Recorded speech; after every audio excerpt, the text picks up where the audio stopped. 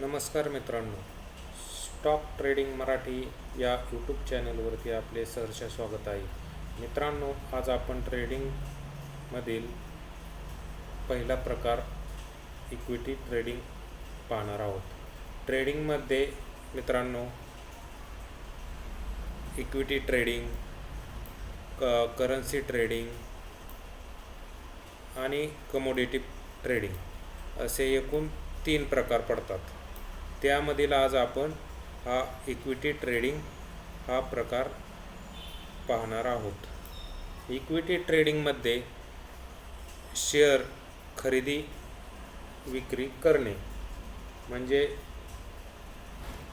कंपन्यांचे शेअर खरेदी करणे आणि विक्री करणे यालाच इक्विटी ट्रेडिंग असे म्हणतात. शेअर बाजारात उपलब्ध असलेल्या कंपन्या म्हणजे जवळजवळ शेअर बाजारामध्ये BSEमध्ये 6,000 कंपन्या लिस्टेड आहेत.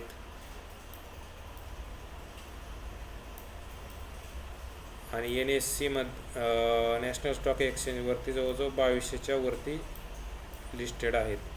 या 2200च्या वरती कंपन्या लिस्टेड आहेत. या कंपन्यांचे शेअर खरेदी विक्री करणे म्हणजे बाय किंवा सेल करणे,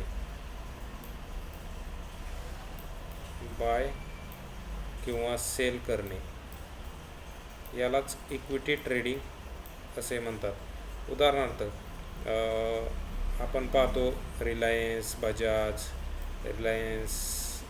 मुकेश अंबानीचा रिलायन्स शेअर,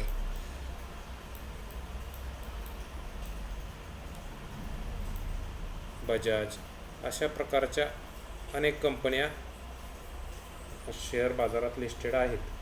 त्या कंपन्यांची खरेदी करणे आणि विक्री करणे यालाच इक्विटी ट्रेडिंग असे म्हणतात. मित्रांनो, शेअर बाजारातील कंपन्या Reliance, Bajaj finance, Tata motor, TCS, hero Motors आणि बँकिंगमधील HDFC bank, IndusInd bank, SBI या अशा अनेक बँका आहेत लिस्टेड आहेत. यांच्या कंपन्यांच्या शेअरची खरेदी विक्री करणे यालाच इक्विटी ट्रेडिंग असे म्हटले जाते. त्यामधील सेन्सेक्समधील काही कंपन्या असू शकतात, सेन्सेक्समधील कंपन्या, निफ्टीमधील कंपन्या असू शकतात. निफ्टीमधील 50 कंपन्या असतात. सेन्सेक्समध्ये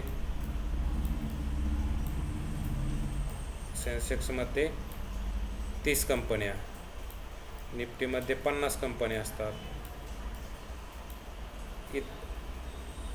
अशा कंपन्यांच्या शेअरची खरेदी विक्री करणे, बाय किंवा सेल करणे यालाच इक्विटी ट्रेडिंग असे म्हटले जाते. इक्विटी ट्रेडिंगलाच कॅश ट्रेडिंग असे देखील म्हटले जाते.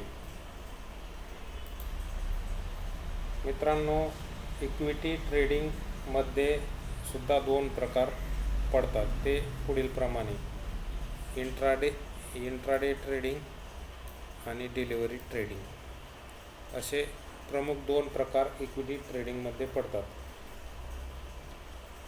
इंट्राडे ट्रेडिंग जी असते ना, यामध्ये शेअरची खरेदी विक्री ही एका दिवसापुरती असते. 1 डे, एका दिवसापुरती ही ट्रेडिंग असते. म्हणजेच मार्केट 9:15 चालू झाले की आपण शेअर खरेदी करू शकतो आणि 3:30 अगोदर म्हणजे 3:30च्या अगोदर हा घेतलेला शेअर सेल करावा लागतो.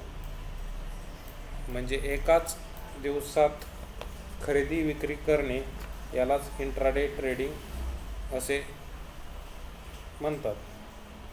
उदाहरणार्थ रिलायन्स शेअरची किंमत 3,000 रुपये चालू आहे. 3,000 रुपयाची शेअर चालू आहे. तर इंट्राडेमध्ये जर आपल्याला खरेदी करायचा असेल तो शेअर रिलायन्स कंपनीचा शेअर, तर आपल्याला 500 ते 600 रुपयात हा शेअर एका दिवसापुरता खरेदी करता येतो. 500 ते 600 रुपयात. परंतु तो 3.5च्या अगोदरच त्याची विक्री करावी लागते. तसे डिलिव्हरीमध्ये घ्यायचे म्हटले तर रिलायन्स शेअरची किंमत 3,000 चालू आहे. तर आपल्याला पूर्ण पैसे देऊन हा शेअर खरेदी करावा लागतो. पूर्ण 3,000 रुपये देऊन हा शेअर ह्या डिलिव्हरीमध्ये बाय करावा लागते.